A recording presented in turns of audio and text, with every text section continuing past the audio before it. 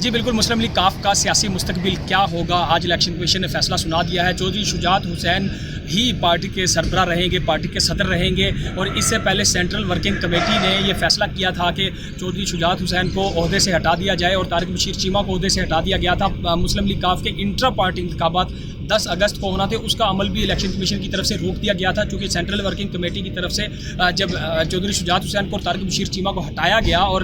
جب پنجاب کی وزارت اعلیٰ کا فیصلہ ہونا تھا تو پرویز لائی نے فیصلہ کیا عمران خان کی طرف سے وزارت اعلیٰ کی طرف آنے کا، جس کی مخالفت کی تھی چودھری شجاعت حسین نے، اور پھر اس کے بعد پارٹی میں اختلافات پیدا ہو گئے تھے، اور اس کے بعد جب پارٹی صدارت سے ہٹایا گیا تو چودھری شجاعت حسین نے الیکشن کمیشن سے رجوع کیا تھا اور کہا تھا کہ سینٹرل ورکنگ کمیٹی کا فیصلہ کل عدم قرار دیا جائے، اور آج الیکشن کمیشن نے اپنے محفوظ فیصلے میں جو 18 اگست کو کیا گیا تھا اس میں یہ فیصلہ سنا دیا ہے کہ چودھری شجاعت حسین ہی کاف لیگ کے صدر ہیں، اور طارق بشیر چیمہ کو بھی سیکرٹری جنرل کے عہدے پر بحال کر دیا ہے۔ تو اب دیکھنا یہ ہوگا کہ پرویز لائی اور اس کے تو پورا گروپ ہے جو پہلے یہ فیصلہ کر رہا تھا کہ تحریک انصاف میں ضم ہو جائے، تو اب کیا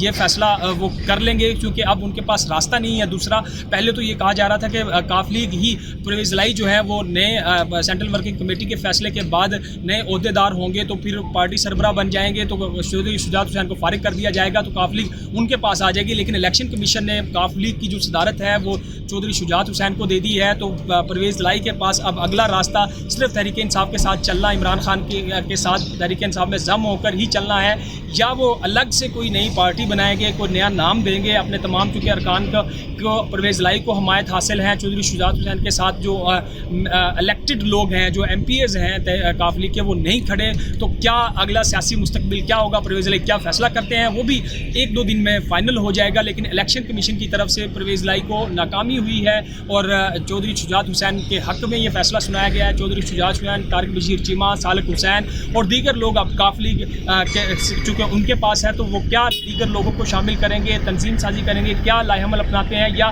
جو کاف لیگ کے ایم پی ایز ہیں جو پرویز لائی کے ساتھ کھڑے ہیں ان میں سے کچھ لوگ ہٹ کے دوبارہ چودھری شجاعت حسین کے ساتھ آتے ہیں، یا کاف لیگ کے جو ارکان ہیں پرویز لائی ہے ان کو چودھری شجاعت حسین کی طرف سے منا لیا جائے گا، کوئی اتفاق رائے پیدا ہو جائے گا۔ یہ بھی تمام باتیں کہنا قبل از وقت ہیں، تو دیکھنا یہ ہوگا کہ کیا پرویز لائی اور ان کا پورا گروپ کامل علی آغا سمیت جو ہے وہ اب تحریک انصاف کے ساتھ جائے گا یا نیا کوئی اپنا سیاسی حکمت عملی اپنائے گا، یہ آنے والے وقتوں میں پتہ چل جائے گا۔